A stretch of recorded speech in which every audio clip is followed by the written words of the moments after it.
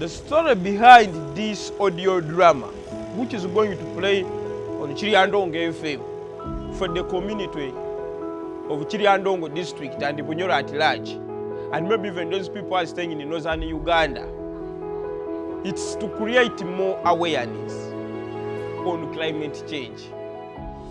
Because the truth is we are experiencing climate change with the fact that there is different rain season changing patterns. The challenge I faced, the characters had not yet captured up with this smart climate job, most of the Formosa. Solving this challenge in the host communities where I picked the characters, they have been practicing this but not understanding that this is a Formosa. Even though they have been doing it locally, you find someone is having a nursery bed there, is growing here kamurali, is growing here cabbage, is growing here nakati, is growing here maize. But when I approached them, I told them what we are doing is not far different from what we are trying to establish in the district. The community of Kiryandongo have welcomed because they are in need. There is no use of someone going to dig a big chunk of land.